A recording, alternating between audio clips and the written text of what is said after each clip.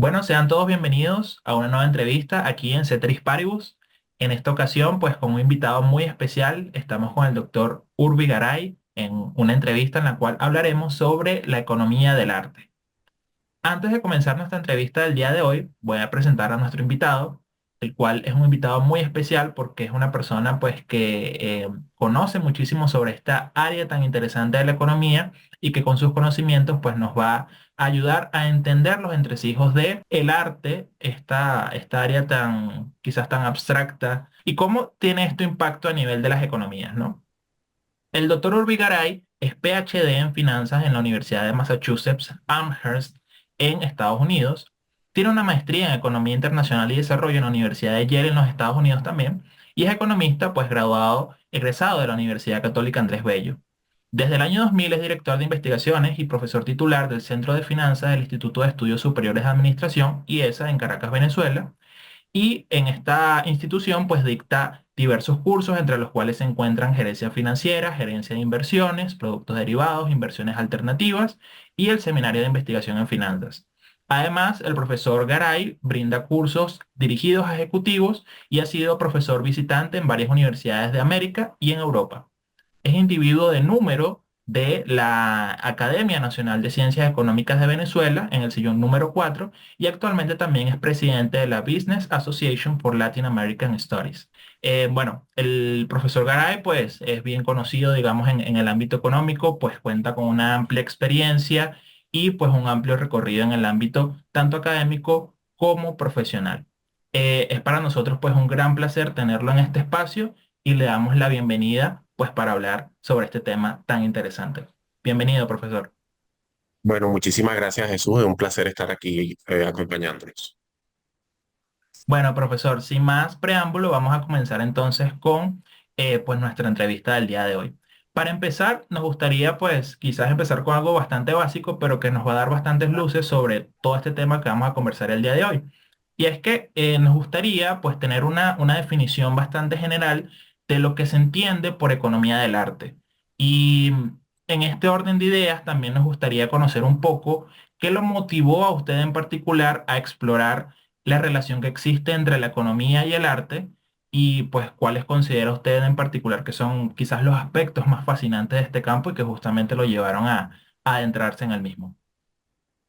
Sí, bueno, el economía del arte es parte de un área que se llama en inglés Cultural Economics, economía de la cultura, que es el estudio pues del impacto económico, de los determinantes del desempeño de las diferentes áreas de la cultura, que obviamente es el arte, es el teatro, la literatura, el cine, la arquitectura, también es una de las artes, eh, los conciertos de música, todo, la economía alrededor de todo eso es cultural economics y economía del arte pues sería una parte de ese mercado, ¿no?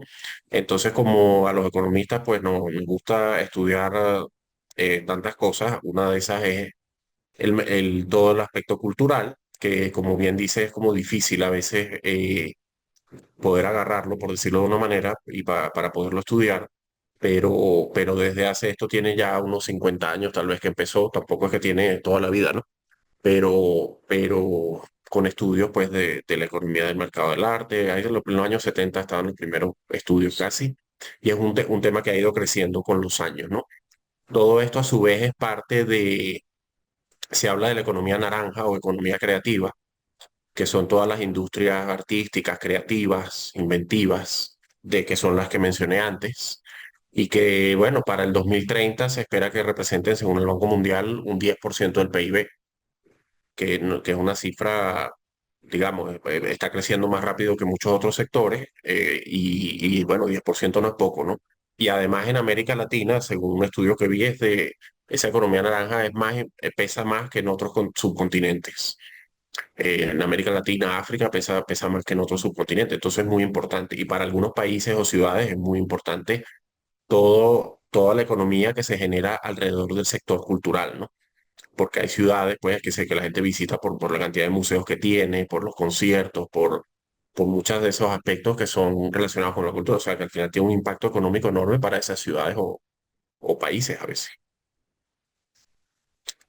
Como usted bien ha mencionado, la llamada economía del arte forma parte de lo que se conoce, digamos, a nivel general como esta economía naranja, ¿no? También conocida como la economía creativa, como usted bien mencionó. Sí. Justamente leyendo un poco sobre este tema, nos encontramos que según el Banco Mundial, el valor económico del sector creativo, ¿no? No es bien conocido ni mucho menos bien apreciado, a pesar de que, como usted incluso estaba mencionando hace poco, pues las actividades culturales, creativas, en sí mismas son vitales para la economía, no solamente en términos económicos, sino también, digamos, viéndolo desde un punto de vista más humano, para, digamos, brindar sensación de bienestar como individuos, ¿no? También el arte en sí mismo es una expresión de la cultura. ¿Por qué usted considera que sucede esto y cómo de alguna manera se podría estimar el valor económico real que estas actividades reportan a las economías a nivel global? Bueno, has comentado varias cosas muy interesantes. Efectivamente, medir los impactos económicos es muy difícil porque, bueno, hay unos aspectos que son bastante etéreos, por decirlo de una manera. Ahora, se trata de hacer las mejores mediciones posibles y, claro, por ejemplo, si tú mides que si la industria de la música y tal, que entraría ahí, bueno, obviamente hay unas ventas anuales de música, sí, de canciones, hay conciertos, o sea, en todos esos casos hay unas recaudaciones, hay unas cifras, se puede medir. Ahora, eso a su vez tiene un impacto que tiene que ver con el bienestar que tú comentabas y probablemente aumente la productividad de las personas. Esa parte sí ya es mucho más difícil de medir, pero al final entonces hay unos efectos directos, por decirlo, y otros indirectos o más difíciles de medir, ¿no? Pero es muy importante, cuando tuvimos la pandemia, que la gente tuvo que estar en el 2020 en particular confinadas, tuvimos que estar todos, pues ahí se vio la importancia, ¿no? De tener cultura, o sea, de disfrutar de la cultura, ya sea, bueno, viendo películas, leyendo, porque estábamos en la casa, ¿no? Entonces todo lo importante que eso fue para hacernos llevar a hacer más llevadero esos días tan difíciles, ¿no? Y esos meses. Entonces es un aspecto muy importante y que la gente cada vez le presta más atención a nivel mundial. Por eso está creciendo más rápido que otras actividades económicas. Pero digamos, no se han desarrollado como algún tipo de metodología específica, bueno, más allá de lo que usted comentaba, ¿no? De que quizás de alguna manera indirecta con por lo menos la actividad económica que generan, por ejemplo, los conciertos, que de alguna manera se distribuyen bueno, si se hace un concierto, por ejemplo, eso evidentemente tiene un efecto multiplicador en las personas que se contratan, por ejemplo, para armar el evento, Claro. para, por ejemplo, las personas que ofrecen, desde las que ofrecen comida, estacionamiento, etcétera.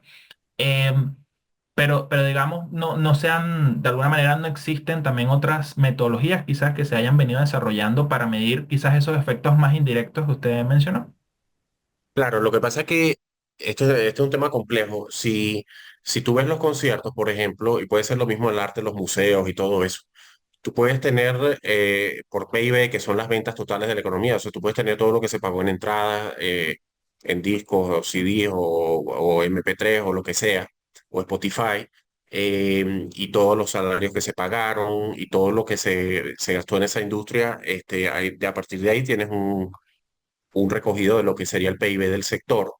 Todos estos efectos de que aumente la productividad y tal, bueno, eso se reflejará luego en otras industrias y lo recogerán ellas probablemente, pero no sería asignable al sector cultural, aunque viene de ahí. Y te digo, además, es que es un tema muy complicado, ¿no?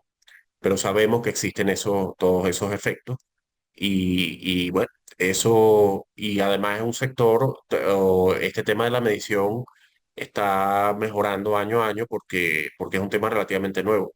Incluso el concepto de economía naranja apenas viene del 2013, o sea, tiene 11 años nada más.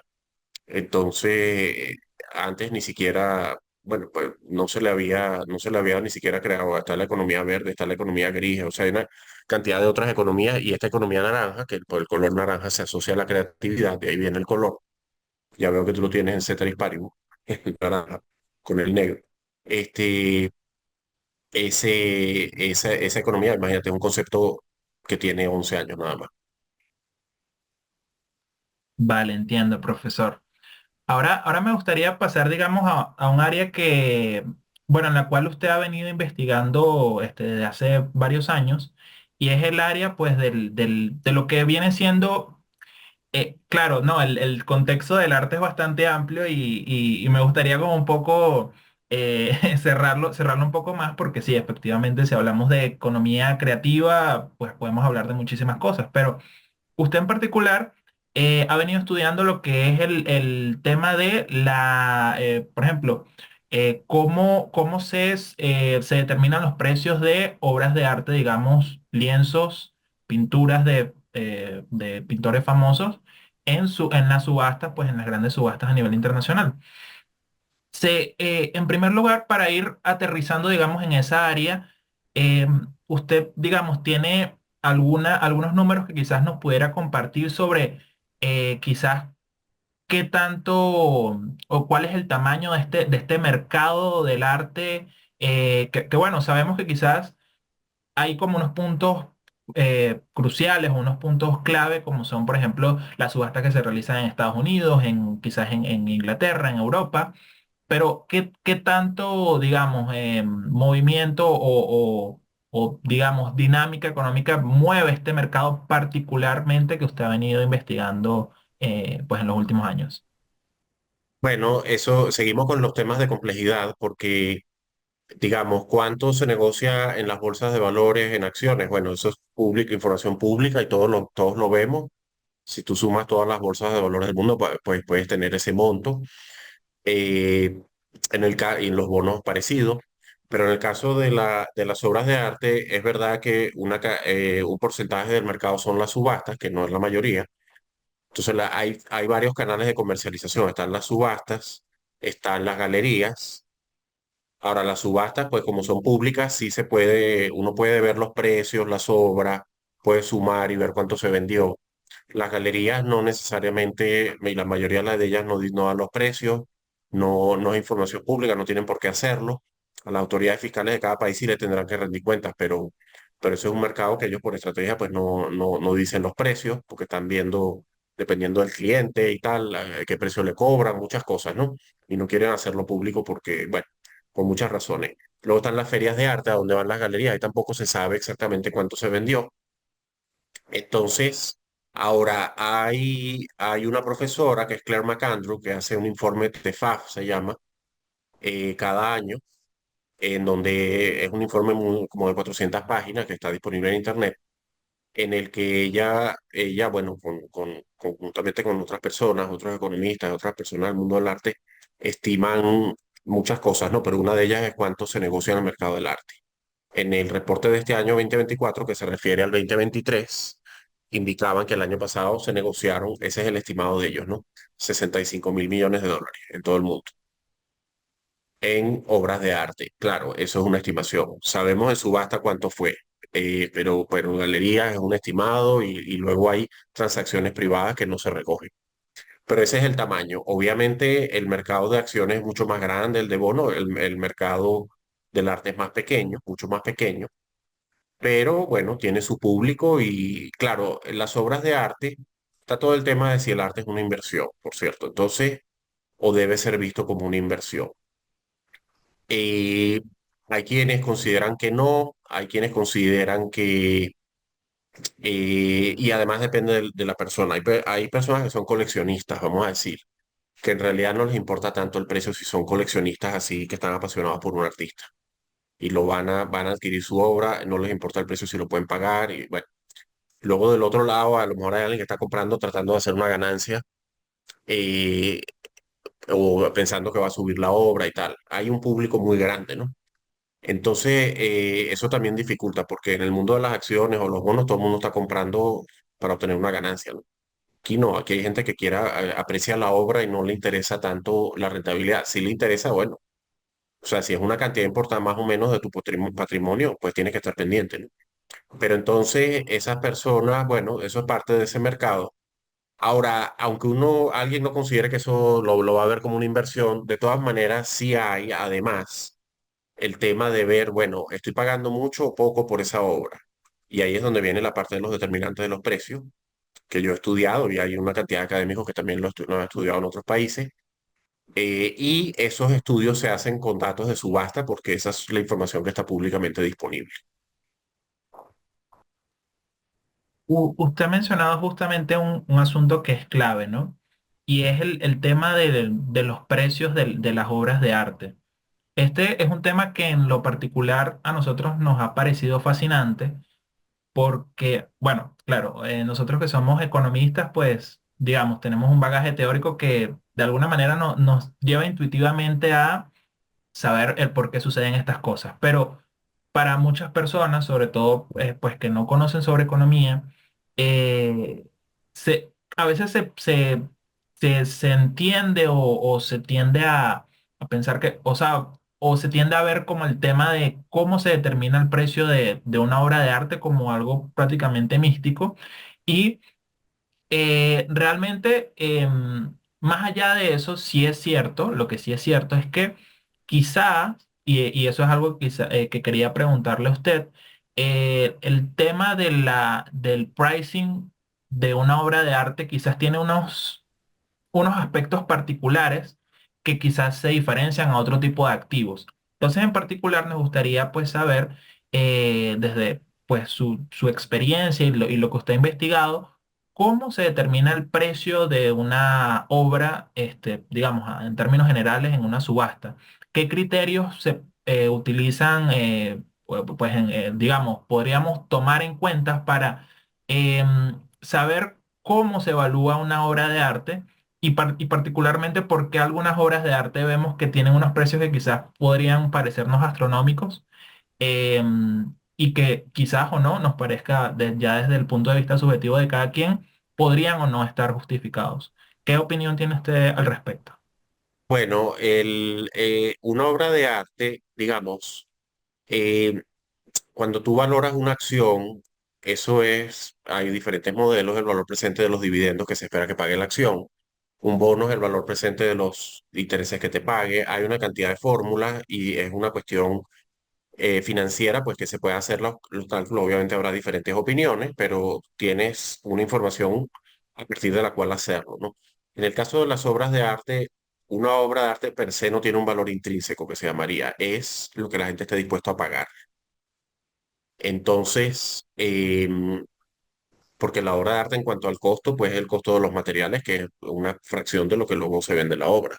Entonces es oferta y demanda y entonces el precio depende de lo que los compradores estén dispuestos a pagar. Ahora, ¿por qué pagan más por un artista que por otro? Bueno, porque les gusta, porque piensan que va a subir, por una cantidad de razones, ¿no? Entonces, cuando se han hecho estos estudios, en los cuales yo he participado en estudios, que tengo varios trabajos de eso, sí se ve, o sea, hay una serie de variables que impactan el precio, ¿no? Por ejemplo, en general, o sea, mientras digamos, la técnica. Generalmente las obras en óleo valen más que en otras, cuando se hacen en acuarela, en lápiz, en pluma, etcétera. El óleo es el material más costoso en cuanto al precio de la obra. Hay varios argumentos de, bueno, pues es más difícil a lo mejor usar el óleo para los artistas que otros materiales. Es más costoso también, pero eso no impacta tanto para obras muy caras, ¿no? Además, el óleo aguanta más años, más tiempo. Entonces, bueno, tú ves, y esos son grandes promedios para unos mercados y tal, pero a lo mejor hay un artista para el cual, para ese artista, sus acuarelas son más valiosas que los óleos, que es una excepción. Pudiera pasar. Por ejemplo, en China aprecian mucho la acuarela. Entonces, estoy diciendo esto, estos son comentarios generales, o sea, promedio, porque entonces hay otras variables, tipo el área, mientras para para un artista que tiene una obra de tal año, de tal motivo que es de óleo y tal, si tienes dos que son del mismo periodo de óleo, el mismo tema, están las dos firmadas, las dos fechadas, o sea, son iguales, bueno, nunca van a ser iguales, son muy parecidas. Eh, entonces, claro, si hay una que es más grande, va a valer más en general, habrá excepciones. Y eso, además, entonces, en los estudios que yo he hecho y los que han hecho otros autores, tú calculas además cuánto vale eso más. Eh, por ejemplo, una obra firmada, un estudio muy famoso, René Book Spanhers, vale en promedio creo que era 20% más que una no firmada. Y así pues, y el área pues por cada pulgada más vale tanto más.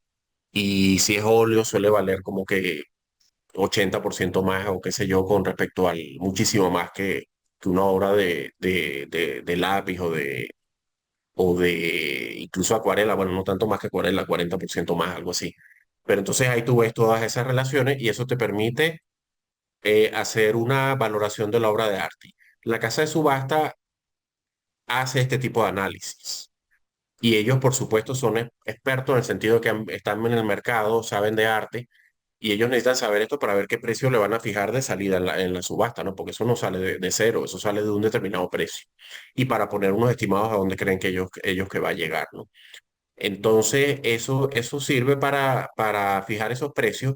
Y este tema de la valoración de obras de arte, por cierto, es muy importante no solo para el que quiere adquirir una obra, también para el que quiere venderla, obviamente, quiere saber cuánto pudiera recibir, sino que también es importante para los museos que adquieren obras. Es importante para las autoridades de un país, fiscales, porque a lo mejor hay que cobrar unos impuestos, entonces hay que valorar la obra. Entonces hay una cantidad de participantes que desde gobiernos, coleccionistas, inversionistas, museos, para los cuales esta información es muy importante. Nosotros tuvimos oportunidad de leer uno de sus últimos trabajos al respecto y nos pareció sumamente interesante que justamente en su más reciente trabajo usted mencionaba o bueno, sugería sus resultados que el mercado también fluctuaba particularmente debido a ciertas tendencias y preferencias estéticas. En particular, usted mencionaba que o usted ha realizado un análisis sobre el color y Sí, sugería pues en este estudio que algunos elementos visuales como el tipo de color que se utiliza, el tipo de tono, influían también en el precio de las obras. Entonces, bueno, justamente a propósito que usted menciona sobre todas estas variables que influyen en el precio de, pues, de una obra de arte, podría quizás profundizar un poco en cómo estos factores como el contraste, la luminosidad, afectan el valor percibido de una pintura, porque en lo particular nos pareció algo interesante, pero a la vez también tiene sus complejidades para entenderlo. sí. No, efectivamente, un tema adicional es que como hoy en día, antiguamente era muy difícil hacer ese estudio que voy a comentar, porque no estaban disponibles las imágenes de las obras, pero hoy en día, como las imágenes de las obras están disponibles en las bases de datos, de los últimos 20 años para acá, uno puede hacer una cantidad de estudios. Uno de esos estudios es ver qué impacto tiene el color, medido de varias maneras que voy a comentar, en el precio de una obra de arte, ¿no? Entonces hay unos autores que consiguieron que para Picasso, porque esto, claro, esto uno lo hace es para unos artistas y obtiene unos resultados. Uno no pretende decir que para todos los artistas va a ser igual. Para el caso de Picasso, esta Elena Stepanova, ella consiguió que cuando las obras de Picasso que tienen más contraste de color valen más. Ahora, ¿cómo se hace eso? Bueno, tú tienes que tomar la imagen, pasarla por un software y te va a ver cada píxel de la obra y te va a codificar en base a red, green, blue, que es rojo, verde, azul, que a partir de ahí se pueden crear todos los colores. Eso tiene un código. Cada color tiene un código. Y entonces, a partir de ahí, pues bueno, calculando con fórmulas matemáticas de la distancia entre los colores y tal, los colores más contrastantes solían tener mayores precios, que es bastante lógico porque a la gente le gustan los contrastes. Entonces, nosotros lo que empezamos a ver o lo que vimos fue un estudio, nosotros hicimos un estudio para 6 artistas latinoamericanos, que son Cruz Diez, de Venezuela, Rufino Tamayo y Diego Rivera de México, Wilfredo Lam de Cuba, Fernando Botero de Colombia y Roberto Mata de Chile. Y porque bueno, era un estudio en el que queríamos ver el impacto del color de sus obras en los precios, ¿no?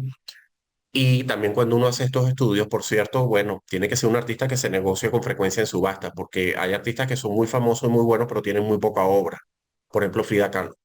Frida Kahlo hay muy poca obra, una cantidad está en museos, Otra, bueno, está en colecciones que no, entonces sale muy poca obra de ella al mercado, no se pueden hacer casi estudios, muy difícil hacer estudios de ella de mercado. Entonces estos artistas sí tienen, son bastante, sus obras bastante líquidas, como llamamos en finanzas, se negocian bastante. Nosotros en particular estudiamos el impacto de una cosa que se llama intensidad del color. Mi intensidad es como que sea más, poca intensidad es cuando un color es muy clarito, eso es poca intensidad. Cuando es más oscuro es más intensidad. Y nosotros vimos que las obras más intensas en color solían tener precios más altos, controlando por todas las demás variables, ¿no? Si está firmado, el área, el artista, etcétera. Y además conseguimos, porque eso sí es nuevo, que la relación es una U inversa, o sea, una N. Porque mientras más intenso el color, más valen, pero hasta cierto punto. Llega un momento, la explicación sería que ya es demasiado intenso, ya la gente empieza a bajar el precio. Ya no les gusta tanto. Todos esos son estudios, por cierto, ese tipo de estudios en teoría no son solo beneficiosos para el que está en el mercado del arte y saber estas cosas, sino también nos hablan mucho de la psicología humana, de qué colores le gustan a las personas, porque cuando se hacen estudios de los colores, hay personas que dedican su vida entera a estudiar el color y qué colores le gustan a las personas. Para la gente de marketing, mercadeo es muy importante los colores, por supuesto, todo eso, pero generalmente se hacen ahí estudios de encuestas, pues te ponen unos colores, qué sé yo, y por encuestas tú vas determinando cosas. Este es un estudio paralelo, vamos a decir, que es, la gente está pagando tanto por esta obra o está pagando más. De ahí, con estas variables que tenemos de color, se infiere que a la gente le gustan más los colores contrastantes, de Elena Stepanova, y en el caso nuestro, intensos.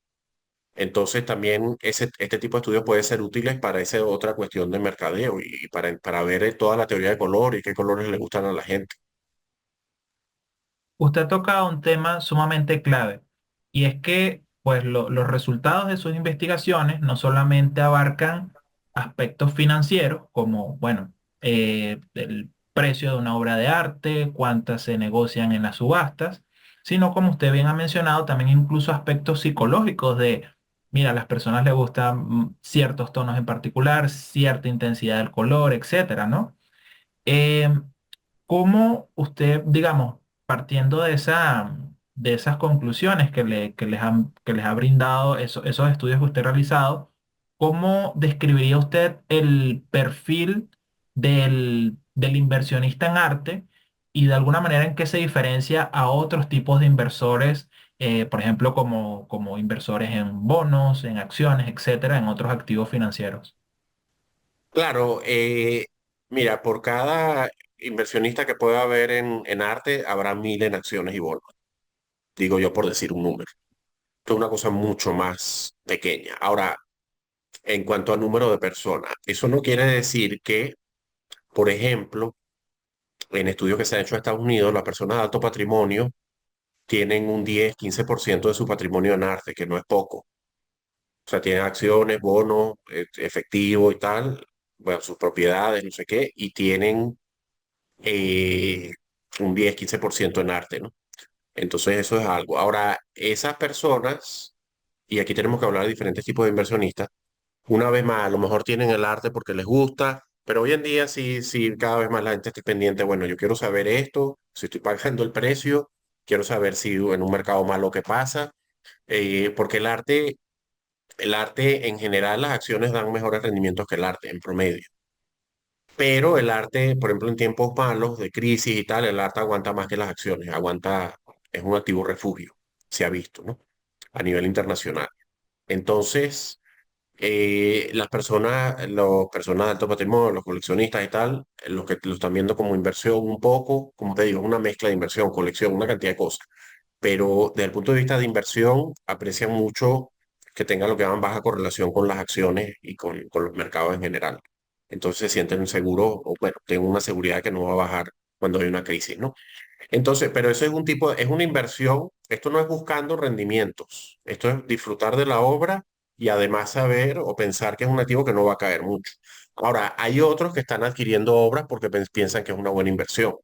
Esa parte es difícil porque es difícil. Y como todo en la vida, no cualquiera se puede poner a hacer eso. Eso requiere un conocimiento muy especializado. Hay que conocer el mercado, hay que saber de arte, hay que estar muy pendiente de los precios. Como este es un mercado que, excepto lo que se negocia en subasta, lo demás uno no se entera necesariamente de los precios. Solamente alguien que está muy metido en el mercado y que conoce la galería y que le dicen un precio y sabe por acá, puede estar informado, ¿no? Se parece un poco a veces a los inmuebles, que a veces uno no sabe a qué precio están los inmuebles. Entonces, esas personas informadas, si están informadas, están metidas en el mercado, saben de arte, sí, bueno, sí pueden adquirir obras a precios muy buenos a veces porque hay oportunidades y luego les venden. Entonces ahí sí se puede hacer una buena ganancia. Pero es para un sector muy específico de personas, especialistas. Muchas gracias, profesor, por sus comentarios. Y en su opinión, ¿qué tan relevante considera usted que es el valor de una obra, del valor de una obra, el contexto cultural o histórico en el que esta obra es creado, en especial en el caso de arte latinoamericano? ¿Y hasta qué punto usted observa que estas fluctuaciones son influenciadas por factores externos como cambios económicos globales? Bueno, digamos, vamos a ver si por aquí voy con la respuesta. Por ejemplo, las obras de los artistas cinéticos venezolanos, Cruz Diez Soto, el Octamanaure, Juvenal Ravelo. Venezuela tuvo una generación de artistas cinéticos muy importantes y son muy importantes a nivel mundial. Y ahora, en cuanto al contexto histórico, bueno, es que ellos estuvieron trabajando en el cinetismo en los finales de los 50 y los años 60, que fue cuando el op art y el cinetismo, que es parte del op art, surgió. Entonces ellos estaban ahí en el comienzo. Y bueno, fue un arte que tuvo un gran auge, luego más o menos, a veces sube, a veces baja, pero es un arte importantísimo a nivel mundial. Ellos estuvieron ahí desde el principio de ese movimiento y por eso sus obras son tan valiosas. Y en cuanto al contexto, precisamente las obras que hicieron en esos años son las más valiosas. Entonces, claro, es muy importante que el artista, o sea, relacionado con eso es estar, claro, un artista va a hacer lo que hace, lo que quiere hacer el artista, se supone. Cada quien tiene su manera de expresarse artísticamente, no va a ver las modas y tal, sino que bueno, a lo mejor justamente lo que me gusta esto que es nuevo y me meto ahí y estoy trabajando en eso y a lo mejor tiene éxito, a lo mejor no tiene éxito, pero ellos tuvieron esa posibilidad, vamos a decirlo así, también la posibilidad de viajar a París en los años 50, que era ahí donde hubo un desarrollo muy importante del arte cinético, y todo eso se mezcló para desarrollar, para que tuvieran en ese contexto histórico un desarrollo tan importante y que sean líderes mundiales. Y las obras de esos años son las más valiosas. Claro, es muy importante ver que el precio de una obra no solo depende de la opinión que tenga el público sobre ese artista, y su obra, sino también por las condiciones económicas del país o globales, porque cuando hay una crisis económica muy grande, pues los precios de las obras van a sufrir. O sea, no van a bajar tanto como las acciones también, pero van a sufrir. En cambio, cuando la economía va bien, el precio de las obras suele ir subiendo y depende luego del movimiento. Por ejemplo, en este siglo XXI, el arte que más ha subido de lejos ha sido el arte contemporáneo. Subió muchísimo. Hay otros que sí, el arte impresionista, cubista y tal, eso más o menos se ha mantenido, ha subido un poco en dólares, ¿no? Hablando siempre en dólares y me refiero a los mercados internacionales. El arte contemporáneo ha sido la gran vedette en este siglo y aunque en los últimos 2 años sí han sido más lentos, han sido más complicados, pero había tenido un alza espectacular, ¿no? Tiene que ver con la economía, con la cantidad de personas, ¿no?, que tienen dinero ahora, bueno, y con el desarrollo que ha tenido ese mercado en particular. Em, entonces va a depender de la economía, también va a depender de los gustos o modas, por decirlo de una manera, ¿no? De moda, a lo mejor un poco, o sea, los gustos de las personas pueden ir cambiando, ¿no? Entonces, por ejemplo, un caso clásico que yo comento, en los años 80 hubo un boom de deseo, pues, de adquirir obras impresionistas, que eran de 100 años atrás, en ese momento. Y eso tuvo mucho que ver, según los estudios, porque Japón en los 80 surgió como un país, una potencia económica mundial. Los japoneses tenían mucho dinero y para ellos aprecian mucho el arte impresionista por una serie de razones históricas, en parte porque el arte impresionista tuvo influencias de Japón en la época del siglo XIX. Y bueno, ellos fueron los que compraban los Van Gogh y una cantidad de obras que alcanzaron récord y hubo un alza espectacular. Luego en los 90, que Japón entró en una recesión y tal, que se alargó muchos años, dejaron de comprar y ese mercado sufrió. Entonces depende de los gustos, también depende de quiénes, en este caso, quiénes tenían el poder económico en ese momento. En cuanto a gustos, por ejemplo, por decirlo de una manera, también en los últimos años, décadas, ha habido un interés en artistas femeninas, o sea, mujeres, porque como hace muchas décadas y tal, o una cantidad de décadas, se argumenta, bueno, algunas sufrieron discriminación, no tenían las mismas posibilidades que los hombres, no pudieron participar en galerías y tal, de la misma manera que los hombres. Entonces ha habido una reflexión sobre ese tema. Incluso los museos, a los museos le critican que tienen, la mayoría de las obras son de artistas masculinos, entonces están tratando de adquirir obras de artistas femeninos desde hace una cantidad de años. Entonces hay un deseo mayor por ese tipo de obras, por ejemplo. Pero eso tiene que ver con cambios en la sociedad, los gustos y todas esas cosas. Entonces hay cambios económicos, cambios en las sociedades, en los gustos, cambios, por supuesto, en la evolución del artista. Eso sí tendría que ver ya con el propio artista, cómo evoluciona, si recibe premios, si lo exhiben en museos importantes. Todos esos son hitos para el artista. Ok, y una preguntita en relación a esas fluctuaciones que pueden intervenir en el proceso de valoración de la obra. Aquí en el arte se incluye la depreciación, tal como pudiese ser con otros bienes, como por ejemplo un vehículo. Sí, una buena pregunta. Contablemente se puede incluir una depreciación, aunque lo que pasa es que una obra, bueno, imagínate, depende del material, por supuesto.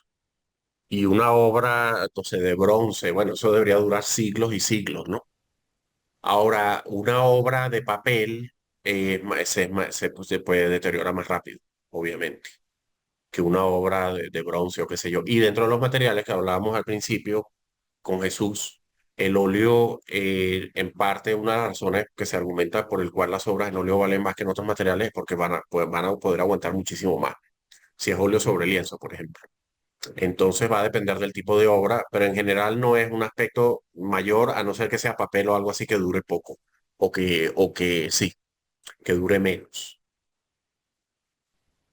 Ok, y entendiendo que como hemos conversado, el arte puede ser tanto una inversión como una expresión cultural, ¿cómo cree usted que deben equilibrarse estos dos aspectos en el análisis financiero del mercado del arte?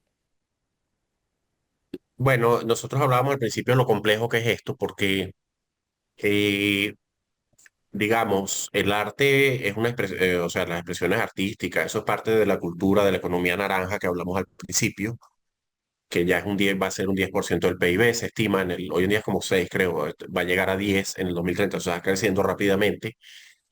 Y eso se mide, y en PIB, las ventas del, porque no es solo arte, ¿no? Es conciertos, es literatura, es teatro, es videojuegos, también entra en economía creativa, hay muchas cosas que entran ahí. Y eso, bueno, pues se ven las ventas y tal, y se estima el PIB y la contribución al PIB de eso. Pero aparte está el tema de, bueno, el arte se supone que pudiera la apreciación del arte o participar en el arte, uno mismo dibujando, haciendo arte, todo eso mejora las capacidades de las personas espiritualmente, por decirlo de una manera, y, y eso debería ser proclive a aumentar la productividad de la economía. Ahora, medir esa parte, eso es muy complicado, pero y hay algunos trabajos que se han hecho por ahí para tratar de medir eso, es muy difícil, ¿no? Pero uno entiende que eso tiene una lógica, pues.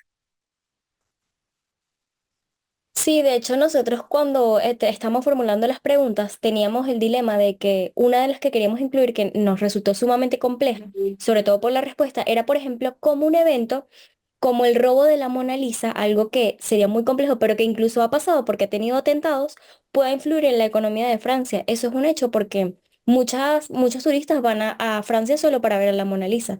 Pero bueno, Claro. es un nicho importante para explotar en el mundo de la economía del arte. De Y todas formas, la Mona Lisa está bajo, tiene una cantidad de vidrios blindados, o sea, ¿cómo se llama? Antibalas y una cantidad de cosas delante, ¿no? Hoy en día. sí, Pero no, bueno, ya hemos visto los atentados que ha habido. Hasta ahora no ha pasado a mayores, porque salsa de tomate sobre un vidrio, generalmente tenían un vidrio todas esas obras, pero algunas afectaron el marco y tal, y empieza a haber problemas. Y otra pregunta, profesor. En su experiencia, ¿diría usted que el arte desafía los conceptos de valor objetivo en comparación con otros activos? Por ejemplo, hoy en día hay muchas críticas en relación a lo que se llama amparte o sobre todo específicamente esta obra que está en una pared, es una banana pegada con... Entonces ha surgido este debate. Y por otra parte, ¿cuáles considera usted que son los principales riesgos de invertir en el arte, especialmente en mercados como el latinoamericano? ¿Serían los mismos que una inversión en otro tipo de activos? Bueno, el tema este de eso es arte conceptual, que siempre hay obras que son controversiales, por decirlo elegantemente. Yo no voy a juzgar aquí nada, pero digamos, si hay un mercado que lo haya, en el caso de esta obra de la banana, digamos que eso pienso yo, ¿no? Eso, el valor que eso tiene es que es famoso, ya se hizo famosa. Nos guste o no nos guste, es famosa, eso vale. Y la persona que la compró en Asia, pues según he visto, no, pues, o sea, él dijo, lo compré yo, porque muchas veces el comprador es anónimo, no tiene por qué decirlo. Entonces él lo dijo y tal. Entonces él ya, ahora el mundo lo conoce. Obviamente es un millonario. Y si tiene muchos millones, los 5 millones que pagó ahora no es tanto. Y eso le dio un ticket a la fama, por decirlo. Entonces, son todas esas cosas, ¿ves? Por las cuales alguien paga esas cantidades de dinero. Entonces, claro, decir si lo vale o no, mira, eso es oferta y demanda y si esta gente quiere pagarlo. De todas formas, la primera vez que salió en la feria de Art Basel, creo que fue, o sea, se vendió en $100.000 y fue un escándalo, ahora de 5 millones. O sea, que el que la compró en 100.000 o ciento y tantos mil y ahora 5 millones 2 años después, imagínate tú. Entonces, pero bueno, la gente está dispuesta a eso. Claro, yo digo también, o a veces, claro, es una obra de un artista muy famoso, Mauricio Catalán, un artista muy famoso. Entonces, por ejemplo, en Estados Unidos a veces yo he visto, o sea, en subasta se han vendido un cabello de Elvis Presley, $10.000, $20.000, no sé, una cantidad estrafalaria. ¿Por qué la gente paga eso? Si es un cabello, eso bueno, porque es un dios para estas personas y están dispuestos a pagar lo que sea. Entonces a veces el artista, nada más que con la firma, ya tengo la firma, no importa que hagan lo que sea ahí. Esas cosas, está todo eso detrás. Porque más allá de la calidad artística, que yo no soy experto en arte, sino yo soy un profesor de finanzas que ha estudiado los mercados de arte. Más allá de eso, bueno, en la medida en que haya demanda y haya gente dispuesta a esto, ya sea porque es un coleccionista incurable del artista y paga lo que sea, o ya sea porque al comprarla te hiciste famoso y la gente está muy pendiente de hacerse famoso ahora. Por cualquiera de esas razones, pues va a valer y la gente va a pagar eso. Eso pareciera como un poco el origen de la crisis de los tulipanes, ¿no? La gente pagando precios Sí, irrisorios por cosas que no pareciera que para exacto. uno tiene sentido viéndolos de afuera, pero... Y Bueno, ese, exacto. Allá, lo que pasa es que allá era, allá me refiero, bueno, la tulipmania que llaman, la manía de los tulipanes, que fue hace 400 años, principios de los 1600 por ahí. Eso fue hace 400 años, una de las primeras burbujas de la historia. Pero aquello era especulativa. Aquí no sé si los que la están comprando piensan que la obra la va a vender en 10 millones, no sé. En aquella época sí era una cuestión especulativa. Claro, lo importante es que la base es la misma de que no es que estoy comprando oro, no, son unos tulipanes, que el valor intrínseco es cero, o sea, es por disfrutarlo y tal. Y sabemos, bueno, hemos leído la historia de lo que pasó con los tulipanes y cómo su precio se disparó exponencialmente y luego en algún momento se desplomó, pero hubo gente que vendió la casa, vendió el ganado, todo lo que tenía para comprar ese, porque pensaba que lo iba a poder vender más caro.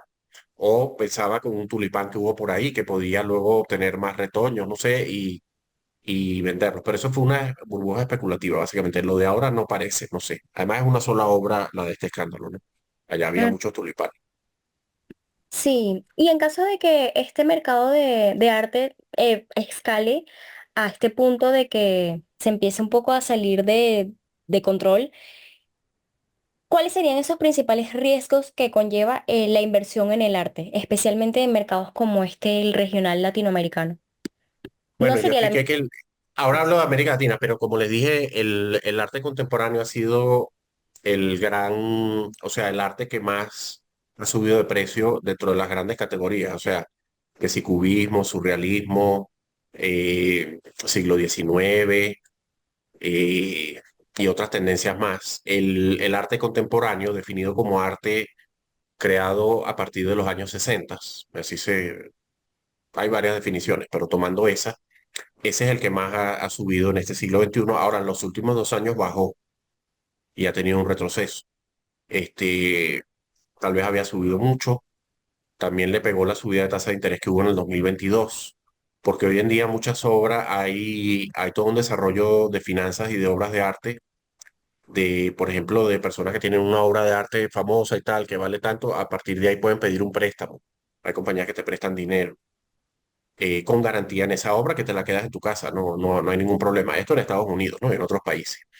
Entonces, bueno, eso más o menos ha crecido ahora, pero cuando la tasa de interés era cero, ¿qué importa? Pero ahora que la tasa de interés, o cercana a cero, ahora que es 5% y tal, ya ha habido una subida importante, entonces ya se ha detenido un poco esos préstamos y eso le pegó a esas compras de arte, ¿no?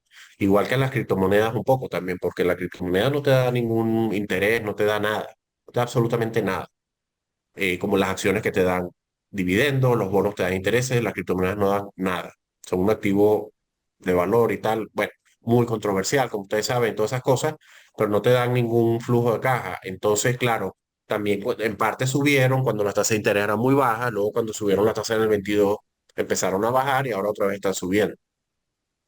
Entonces les impactan esos temas.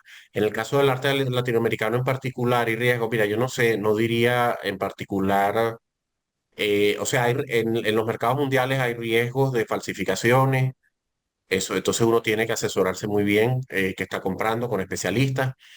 Está el riesgo, bueno, a veces hay caídas en los precios, entonces uno tiene que saber que esto, si lo va a tener y quiere obtener una ganancia y tal, tiene que esperar una cantidad de años. Bueno, riesgos de incendios, terremotos y tal, entonces habría que tener un seguro para esas cosas. Esos son algunos de los riesgos. En el caso de América Latina, tal vez un tema especial es, por ejemplo, en México hay una cantidad de artistas que fueron declarados Patrimonio Nacional. Entonces, no, bueno, sí, hay una cantidad que son patrimonios, pero hay una cantidad de artistas, Diego Rivera, Tamayo y tal, que desde los años 80, las obras que están en México no pueden salir del país.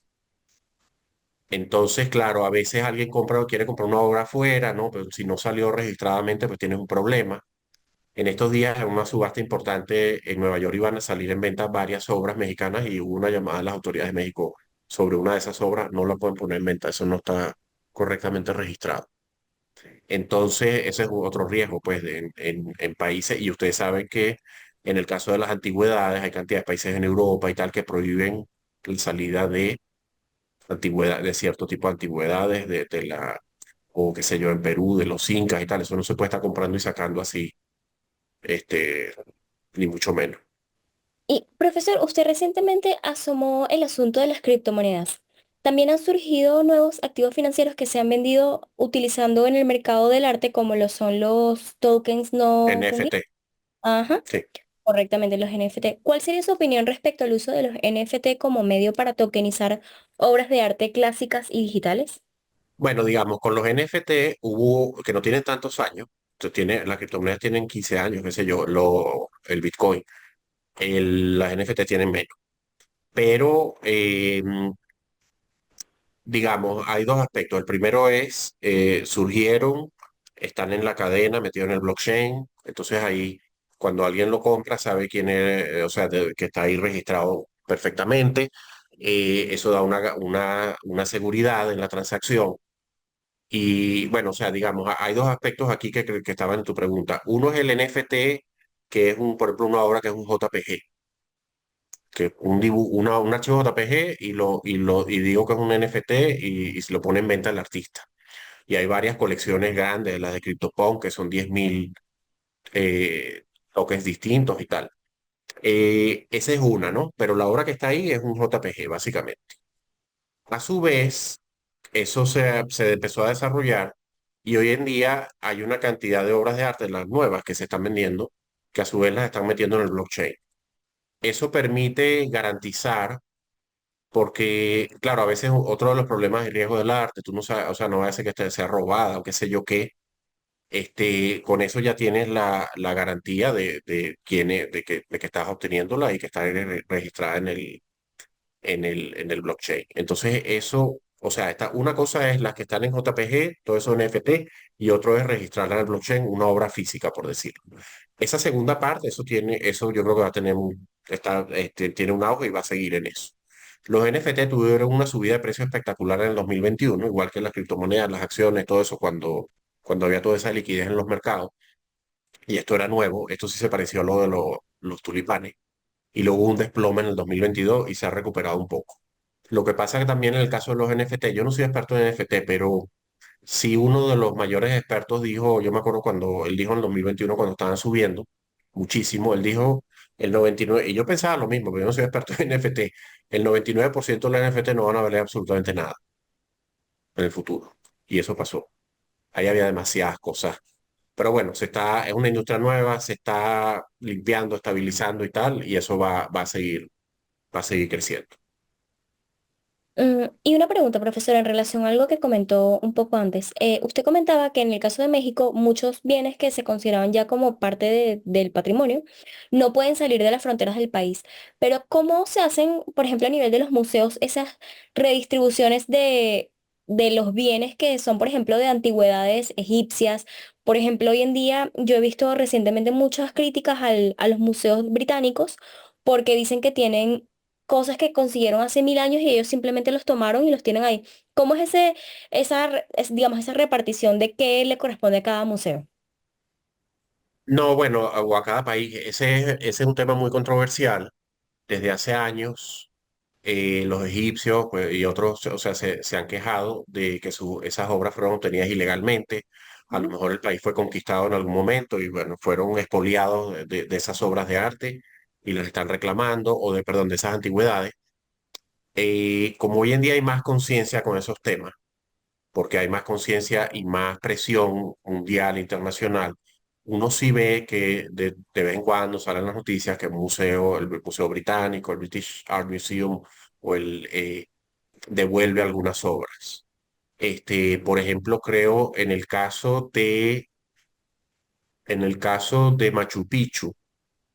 Machu Picchu fue descubierta por Occidente, porque allá más o menos ya lo conocían aparentemente, pero bueno, este Bingham, que era profesor de Yale de arqueología, él descubrió y tal, lo llevaron en 1911. Hicieron las excavaciones, bueno, él estaba impresionado, todo eso, hicieron las excavaciones y se llevaron todo lo que consiguieron ahí. Y Wow. estaba en el Museo de Arqueología de Yale, todo eso estuvo ahí. Hace unos años tengo entendido que Yale devolvió eso, pero no sé si todo, probablemente sí, tendría que revisar. Pero bueno, bueno, en aquella época no fue una guerra, pero a lo mejor no fue lo correcto, no sé. Pero hay cada vez más conciencia con eso y la verdad, y la cantidad de antigüedades que hay en los países desarrollados, pues que vienen de países que fueron conquistados, es impresionante, ¿no? Es mucho más que lo que hay en esos países muchas veces. Entonces es un tema, pues. Pero sí, hace 10 años, no sé, 20 años, no sé, esas quejas llevan décadas, pero hasta hace una cantidad de años no había habido mayor respuesta, pero el mundo va cambiando y cada vez hay más conciencia con ese tema. Bueno, ya estamos casi finalizando. Por aquí teníamos una pregunta que antes no queríamos dejar pasar, que quisiéramos conocer, ya que usted es como más experto en la materia, ¿cuál es la obra que usted considera más preciada o valorada a nivel financiero y emocional también, y por qué? Digamos, la obra más famosa del mundo es la Mona Lisa. Esa es la obra más famosa del mundo. Ujú. Y no sé cuánto vale, nadie sabe. Eh, y lo único que sabemos es que de Da Vinci, óleos de Da Vinci salen a la venta casi que una vez cada generación. Hace unos años salió, antes de la pandemia, una obra de Leonardo da Vinci, ustedes saben, Salvatori Mundi. y se vendió en 450 millones de dólares, el precio más alto de la historia para una obra de arte en Christie's. 400 más 50 millones de comisión. Eh, y eso, bueno, eso es el récord de todos los tiempos. Y eso que esa obra, bueno, hay críticas de que no la hizo Leonardo, que está muy intervenida, que la cambiaron mucho los que la restauraron. Hay dudas de si es de Da Vinci o de su estudio. Y aún así pagaron 450 millones de dólares. Entonces imagínate la Mona Lisa. La Mona Lisa lo que vale. Las personas, por cierto, que estamos hablando de todos estos temas de historia del arte, los más puristas en estos temas, a lo mejor les parece un poco chocante que estemos hablando de estas cosas de cuánto valen esas obras, pero bueno, nosotros estamos analizando los mercados del arte y es así. En todo caso, la obra más valiosa culturalmente, porque es la más famosa, tiene que ser la Mona Lisa. Sí, Ah, las Meninas de Velázquez, hay algunos especialistas que dicen que ese es el mejor cuadro de todos los tiempos, pero algunos, pero tal vez la mayoría, bueno, la obra más famosa es la Mona Lisa, ok. ¿Y la usted más tiene famosa. una con la que se sienta más afinidad o que le guste bastante? Más que obras, artistas, eh, yo, o sea, yo aprecio mucho, por ejemplo, la obra de Gego, artista venezolana, Eh, porque, bueno, hay también una cuestión familiar, o sea, aparte de que su obra es fantástica y toda su obra es increíble. Bueno, mi mamá cuando llegó a Venezuela, pues de niña, pues fue vecina de Gego en Los Chorros. Luego mi mamá estudió arquitectura y Gego le dio clase en la Universidad Central. wow. Entonces hubo una relación ahí y su obra me parece fantástica.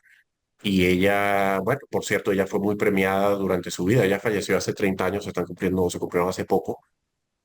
Pero después de eso es que el mundo más la ha reconocido como merecía, ¿no? Entonces ahora ha tenido exposiciones retrospectivas, la tuvo en el Guggenheim de Nueva York, que yo estuve hace un año afortunadamente, y luego en Bilbao, y así, o sea, está en los grandes museos del mundo.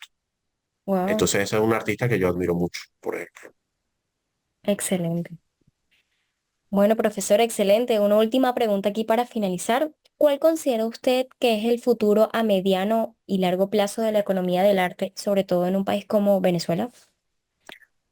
Bueno, Venezuela, bueno, es bueno que hagas esa pregunta para comentar lo siguiente. El tema del arte, los especialistas algunos especialistas comentan, o sea, el tema del arte ha sido particularmente importante en Venezuela. Es importante en todos los países, pero en Venezuela más, y más específicamente el mercado del arte.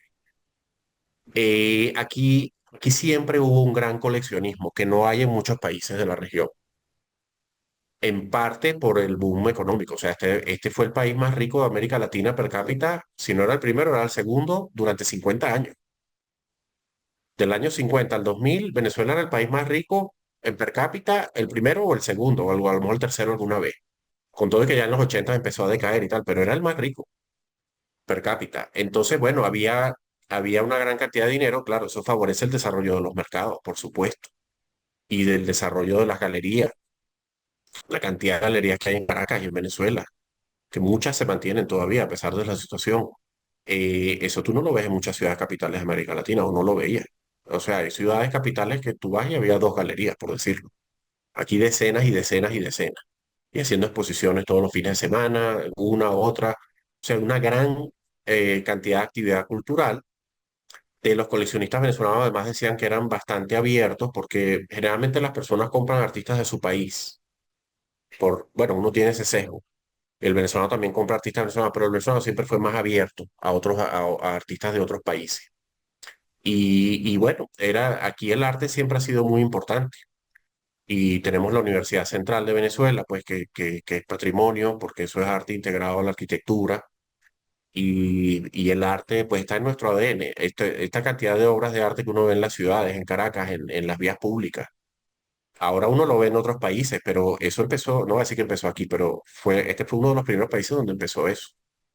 Había otros países que bueno, la típica estatua y tal en una plaza, pero unas obras de arte o contemporáneas y tal en las vías, tantas que tenemos aquí desde los años 50, empezando con la Universidad Central, eso es único, o por lo menos fuimos de los primeros, ¿no? Eso está como muy metido.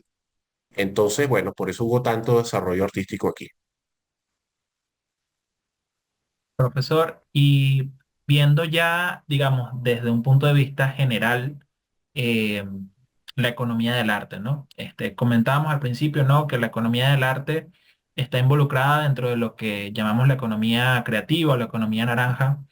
Y bueno, usted mencionaba que pues es un sector que en comparación, si lo vemos con el mercado de bonos, el mercado de acciones es relativamente pequeño, pero también usted mencionó pues que cada vez toma más interés, cada vez, bueno, en la medida que justamente las sociedades valoran más el arte y justamente también las sociedades se hacen más ricas, pues invierten más en arte.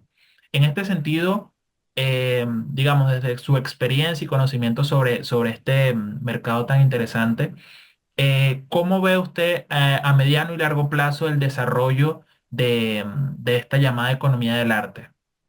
¿Hacia dónde va y qué podemos esperar? No, bueno, yo supongo que continuará. Y igual, o sea, como ya comenté, que hoy en día es un 6% del PIB, todo lo que es el sector cultural o la economía creativa, perdón, economía naranja, y que va a crecer al 10, o sea, mucho más rápido que el resto de la economía. Y ahí está metido el sector artístico, por supuesto. Yo creo que eso va a seguir creciendo. De hecho, si uno se fija en las últimas décadas, la cantidad de museos que se han construido alrededor del mundo. Yo no tengo así la cifra, tendría que verlo, pero es como una cuestión anecdótica.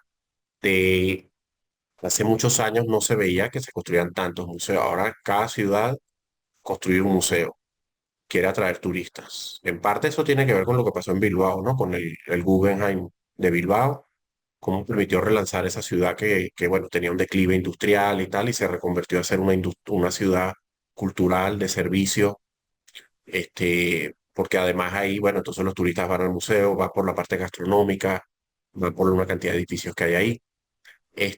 Y eso entonces le llaman el efecto Guggenheim, el efecto Bilbao. Hay muchas ciudades que vieron eso como una manera de relanzar sus ciudades también, pero nosotros vemos, bueno, en el Medio Oriente, en los países ricos de allá, enseguida quieren hacer unos museos, tienen unos museos espectaculares. Eso va como que creciendo mucho más, igual que el turismo va creciendo a nivel mundial, más rápido que la economía. En muchos países yo creo que es que la gente también también hay una parte importante de la población que tiene ahora más tiempo libre, hay más ocio. O sea, la gente está viajando mucho más que antes, no solo por lo que pasó en la pandemia, ¿no? Están viajando más. Ustedes ven cómo el turismo crece, que ya se está convirtiendo en un problema para algunos, o así lo perciben algunas poblaciones. Y bueno, esos turistas van a las playas, van a los museos, van a ver edificios que también tienen que ver con la economía cultural, edificios históricos. Todo eso va creciendo, va creciendo, va creciendo. Y yo creo que va a seguir así. Ahora, un aspecto más, aunque no está en la pregunta, pero voy a comentarlo también. El, Está otro tema que son los artistas en sí, el artista plástico. Eh, uno ve, uno ve los artistas exitosos, o, que están en los museos, las subastas. Pero este es un mundo bastante complicado en el sentido de que por cada artista exitoso a lo mejor hay 100 que no tuvieron éxito. Y aquí hay temas que yo he estado leyendo, bueno, por supuesto, esto es oferta y demanda también, de lo que pasa es que hay muchas personas que se quieren dedicar a las artes o a la literatura o a la música, porque es muy sabroso, vamos a decirlo de esa manera. Pero, o sea, hay una gran cantidad de personas, o sea, hay una gran oferta, vamos a poner, hablando de oferta y demanda, oferta de obras de arte, o sea, de artistas, oferta de libros, oferta de músicos. Digo yo, bueno, porque pues, es muy placentero a lo mejor dedicar, obviamente tendrán sus problemas también, ¿no? No va a ser idílico, pero expresarse artísticamente en alguna de esas formas es muy sabroso, ¿no? Entonces la gente, en vez de hacer algunos otros trabajos que te pagan más, pero que son, no, a mucha gente no les gusta, profesionales y todo. Entonces, claro, ahí tú tienes un tema de oferta y demanda. Entonces el artista, bueno, ese es un poco el estereotipo, pero hay muchos artistas que están casi en la pobreza o en la pobreza. y que a lo mejor dicen, bueno, yo estaré pobre, yo quiero seguir en esto, a lo mejor tengo éxito y estoy dispuesto a hacerlo porque esto es lo que me gusta y lo que tengo que hacer y no me importa. Entonces, dentro de economía cultural también se estudia mucho ese tema, ¿no? Porque uno ve a los artistas exitosos, pero esos son una minoría minúscula. La mayoría de los artistas es que la mayoría de, de los artistas no pueden vivir del arte. Tienen un trabajo o trabajan en un museo o trabajan en una galería, tienen un trabajo tiempo completo o medio tiempo en algo, ojalá para ellos relacionado con el tema cultural, pero necesitan un sueldo. Y luego en sus tiempos libres y tal, hacen, hacen arte. Solamente los que son exitosos ya pueden vivir del arte nada más, pero eso son una pequeña minoría. Bueno, porque hay mucha gente que quiere dedicarse a eso. Hay unas imágenes por ahí del el examen para una escuela de arte en China y tal. O sea, hay como 1000 personas ahí tomando un examen frente a unos caballetes. Y claro, en China, bueno, hay mucha población, pero eh, mucha gente quisiera ser artista o músico o escritor, pero solo unos pocos lo van a poder conseguir. En el caso de la música, yo leía también, entonces hay muchas bandas y esas bandas muchas veces, bueno, están dispuestas a tocar de noche en un club o algo gratis para tener exposición y, o sea, no cobran nada muchas veces porque se están dando a conocer y imagínate el sacrificio, ¿no? Entonces, una vez más, hay mucha gente metida en eso y solamente unos pocos van a tener éxito. Éxito medido como puedo vivir de eso. Es un mundo más competitivo del que uno se imagina. Ah, claro. Pero tiene, desde el punto de vista de economía, tiene toda la lógica, porque digo, oferta y demanda. Es así. ¿A quién no le gustaría estar dedicándose a alguna de esas? Y de hecho a veces, bueno, a veces pasa porque el artista, lo que pasa es que tiene dinero de familia, o sea, no puede dedicarse a eso, porque tiene unos ahorros, a lo mejor hizo unos ahorros y se dedica a eso. Claro. Este Cruz 10, por ejemplo, en los años 50 él trabajaba en la industria gráfica en Venezuela y él era, bueno, él hacía caricaturas, trabajó pero realmente él quería hacer su arte, aunque estaba metido en el sector artístico, ¿no? Pero él quería hacer sus obras, su arte, y cuando en su autobiografía él cuenta, bueno, cuando finalmente hizo unos ahorros y tal, se fue para Europa. Estuvo en Barcelona y luego se fue a París, y allá con los ahorros, bueno, aguantó un tiempo, la familia y tal, pues tenía unos ahorros que le permitieron aguantar hasta que, bueno, surgió y tal.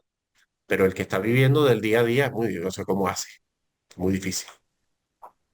Sí, no. No todos tienen lo suficiente para irse a inspirar a otro país viendo paisajes hermosos. Sí, claro, bueno, pero él pudo ahorrar y bueno, y era muy bueno y se fue. Ah, Y si vivió en París, pues él vivía en París. Después él regresó un poco a Venezuela y luego se fue definitivo. Bueno, venía a Venezuela cada rato, pero vivió allá en París.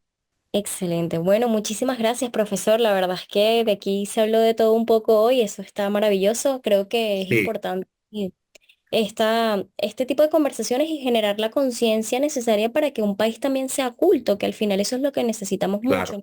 No ser solo dedicado a la profesión, sino también eso que usted dice, dedicado también a ir a visitar museos, a generar esa chispa de curiosidad para conocer qué hicieron nuestros antepasados a nivel de arte. El arte nos acompaña desde la prehistoria, entonces es importante estar sí, en conexión con esto. Este espacio estuvo maravilloso. Nuevamente demostramos que la economía no es solo finanzas y números, sino es también arte, es también sentimientos, es también algo muy humano y que pues debemos tener muy presentes. Así que muchas gracias por este espacio, muchas gracias a todas las personas que nos están viendo en estas entrevistas. Si tienen alguna pregunta, quieran profundizar algún tema más o hacer algún comentario, pues bienvenido. Y pues no descartamos una segunda edición porque este tema abarca para mucho y como siempre, usted tendrá las puertas abiertas en Ceteris Paribus cada vez que quiera volver. Lo recibimos acá con mucho aprecio. bueno, muchísimas gracias. De verdad disfruté mucho el programa, la entrevista. Lo que hablabas del arte de la antigüedad, nada más para hacer un pequeño comentario. Nosotros todos sabemos de las cuevas de Altamira y leímos eso en el colegio, 10.000, 12.000 años, un poco más, y que son muchos años. Pero desde hace unos años y cada vez salen más noticias de lo que están encontrando en esas cuevas en Nueva Guinea. Hay pinturas rupestres ahí de hace 45.000 años, o sea, hace 45.000 años, algo Ah, así, 40. Entonces, o sea, casi que el hombre o el ser humano, desde que es ser humano, empezó a pintar. Casi que es una compulsión, una necesidad, uno tiene que hacer. Una manera de Dibujar, expresar. siempre son unos animalitos, no sé, unos carneros o algo, no sé, pero 45.000 años. O sea, imagínate. Sí, tal vez ni había idioma y esa era su manera de expresarse y Sí, comunicarse entre ellos. Interesante probablemente dato. hablaban algo, no sé, pero enseguida, igual que las personas pues tienen en las culturas pues se ve toda la historia, pues una necesidad religiosa o por decirlo de una manera de algún ser superior y tal, pues también el arte como que estaba ahí, entre otras tantas detalles.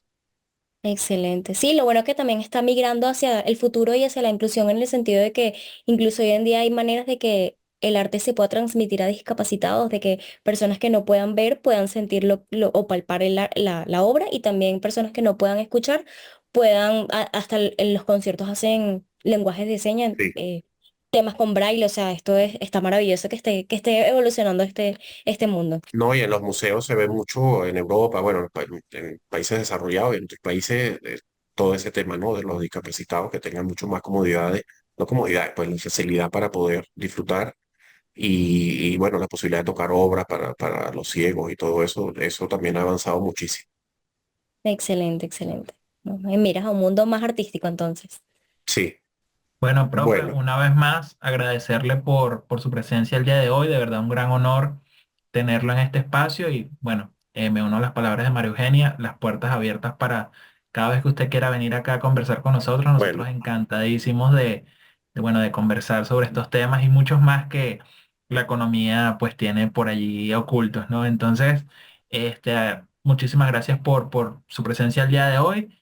Y bueno, nos queda más que decirle que muchísimas gracias nuevamente.